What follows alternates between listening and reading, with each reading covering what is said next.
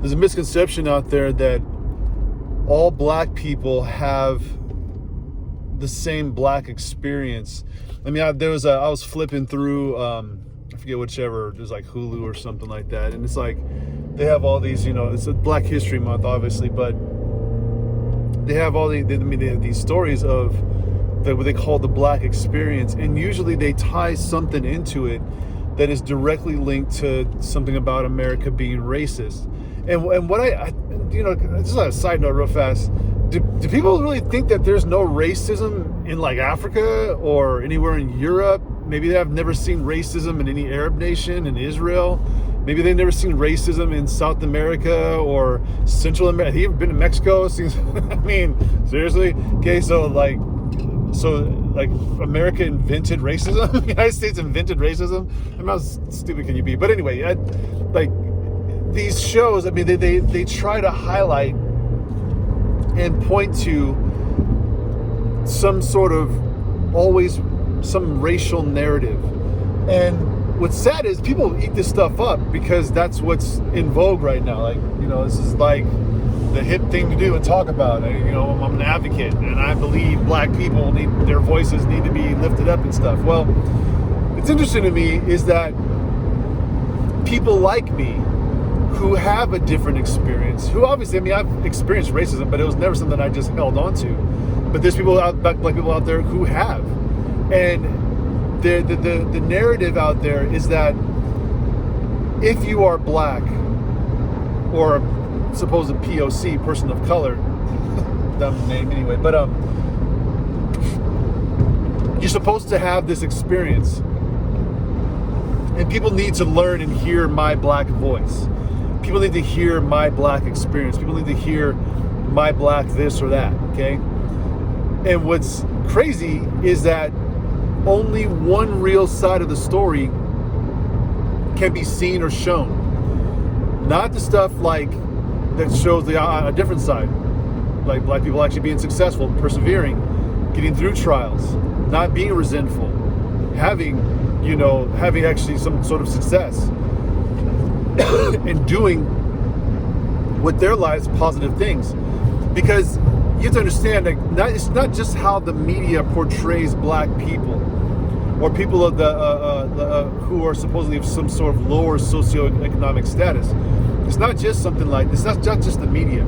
What's happening is there is a concerted effort, and the media is used to push the narrative because this is a way that people keep control of black people.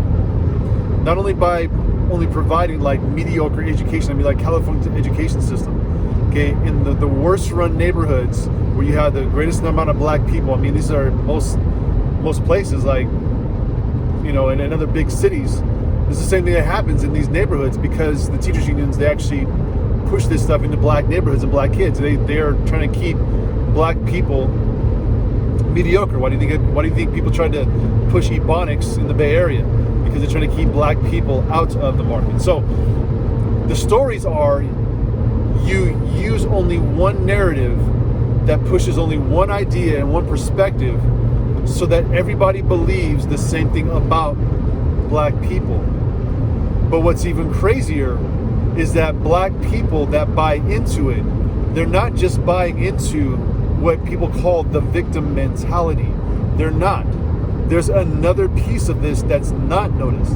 It is the resentment mentality. It is the revenge mentality, okay? And that's what you need to know as a person that might be black or whatever it is that you might be. There is a revenge narrative out there, and people are willing to take revenge on other people. If you don't see that, you're gonna start seeing it. It's within the schools. You got these young white kids who think that they're being advocates with black people by literally coming down on black people who have a different perspective. I mean, it's freaking nuts. I mean, they literally are willing to lynch black people that are conservative or who might be Republican or just don't buy into the narrative. They're willing to lynch these people. They're willing to lynch white people to do the same thing. Anybody that's Asian. And by the way, you folks who are Asian, I'm going to tell you something. Y'all going to have a real big voice here real soon. Real big voice. And you know why? Because you're being force-fed what you know some of your parents from China, some of your parents from Cambodia, Vietnam, Laos. Y'all know what this stuff looks like in a cultural revolution. Y'all know it. And your experiences are going to be massively important here real soon when folks start trying to push you into these freaking corners as well too. They've already doing it right through the higher education, but just freaking recognize that. So anyway, let me get back to what I'm trying to say here. The people who are trying to push these narratives onto black people, they live in a realm, in a world where they have to take out their revenge on somebody because it's misplaced. They don't know that they've been taught, conditioned, and they're made to believe things that aren't really actually true. It's actually just one side of a story. Because the big issue is what black people have actually come through via perseverance. Whether there be struggles, whether it be hard times or whatever. And yeah, I mean, to say the system shouldn't be racist and all that stuff, for me personally, I don't buy into the systematic racism stuff. I just don't buy into it. That's my own prerogative, that's the way I understand it. And I don't buy into it. Now you might buy into it. I don't care. That's your freaking prerogative, okay? Don't tell me that I have to buy into it because it's your narrative. Please, okay? If you're that egotistical, that's your issue. So when people buy into this stuff, what they're buying into is the ability to take revenge on others, no matter what those people look like, where they come from, or what it is that they've actually been involved in. That's what these people are buying into.